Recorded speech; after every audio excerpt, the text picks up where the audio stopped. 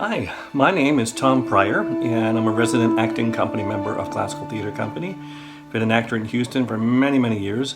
I've done shows at Classical Theater Company such as An Enemy of the People, A Christmas Carol 2 times, The Merchant of Venice 2 times, and Tartuffe, along with many others. So Classical Theater Company is near and dear to my heart. I am going to read the robber Bridegroom today, so enjoy. There was once a miller who had one beautiful daughter, and as she was grown up, he was anxious that she should be well married and provided for. He said to himself, "I will give her to the first suitable man who comes and asks for her hand." Not long after, a suitor appeared, and as he appeared to be very rich and the miller could see nothing in him with which to find fault, he betrothed his daughter to him. But the girl did not care for the man as a girl ought to care for her betrothed husband. She did not feel that she could trust him, and she could not look at him nor think of him without an inward shudder. One day he said to her, "You have not yet paid me a visit, although we have been betrothed for some time." "I do not know where your house is," she answered. "My house is out there in the dark forest," he said.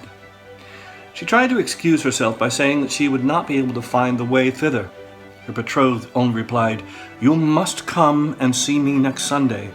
I have already invited guests for that day. That you may not mistake the way, I will strew ashes along the path." Well, when Sunday came and it was time for the girl to start, a feeling of dread came over her which she could not explain. And that she might be able to find her path again, she filled her pockets with peas and lentils to sprinkle on the ground as she went along. On reaching the entrance to the forest, she found the path strewed with ashes, and these she followed, throwing down some peas on either side of her at every step she took. She walked the whole day until she came to the deepest, darkest part of the forest. There she saw a lonely house, looking so grim and mysterious that it did not please her at all. She stepped inside, but not a soul was to be seen, and a great silence reigned throughout. Suddenly a voice cried, turn back, young maiden fair! Linger not in this murderer's lair." The girl looked up and saw that the voice came from a bird hanging in a cage on the wall. Again it cried, turn back, young maiden fair! Linger not in this murderer's lair."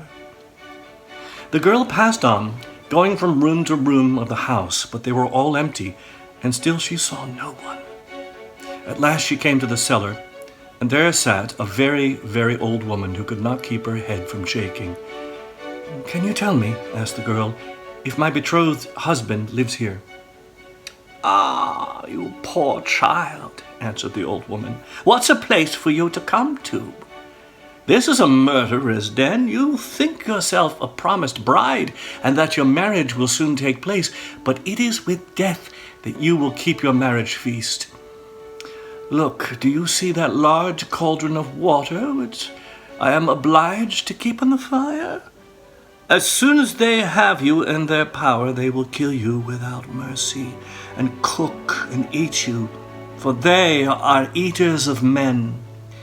If I did not take pity on you and save you, you would be lost." Thereupon the old woman led her behind a large cask, which quite hid her from view.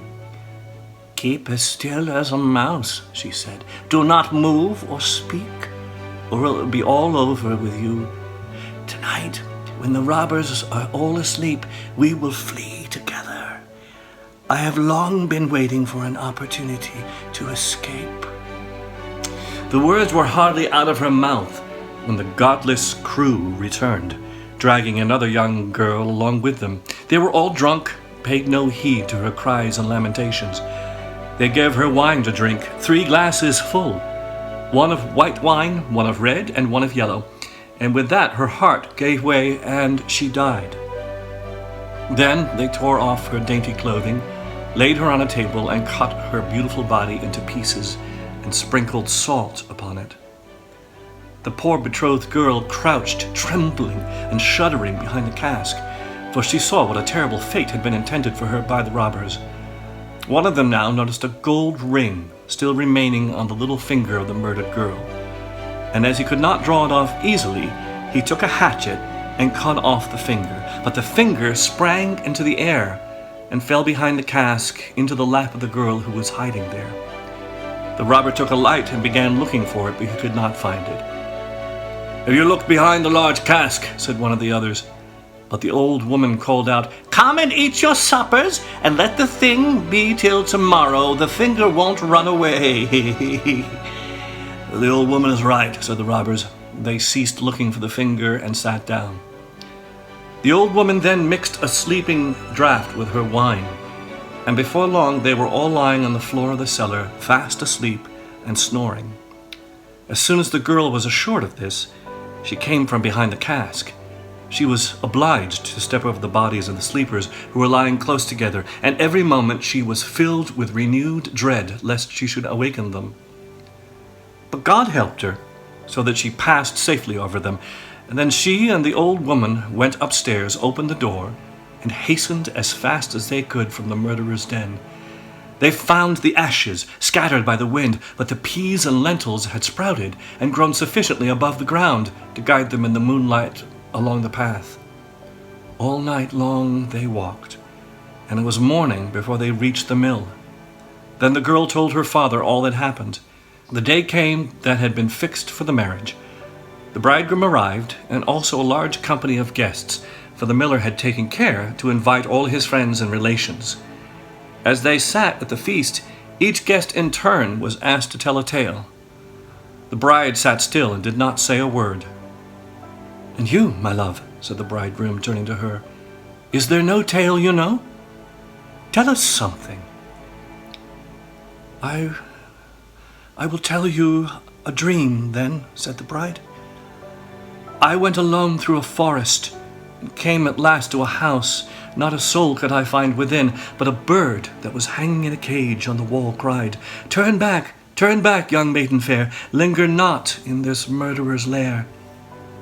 And again, a second time, it said these words, 'My darling, this is only a dream.' I went on through the house from room to room. They were all empty, and everything was so grim and mysterious. At last I went down to the cellar, and there sat a very, very old woman who could not keep her head still. I asked her if my betrothed lived here, and she answered, 'Ah, you poor child, you are come to a murderer's den. Your betrothed does indeed live here, but he will kill you without mercy, and afterwards cook and eat you.' My darling, this is only a dream." The old woman hid me behind a large cask, and scarcely had she done this when the robbers returned home, dragging a young girl along with them. They gave her 3 kinds of wine to drink, white, red, and yellow, and with that she died. My darling, this is only a dream. Then they tore off her dainty clothing and cut her beautiful body into pieces and sprinkled salt upon it. My darling, this is only a dream. And one of the robbers saw that there was a gold ring still left on her finger, and as it was difficult to draw off, he took a hatchet and cut off her finger. But the finger sprang into the air and fell behind the great cask into my lap. And here's the finger with the ring, and with these words the bride drew forth the finger and showed it to the assembled guests.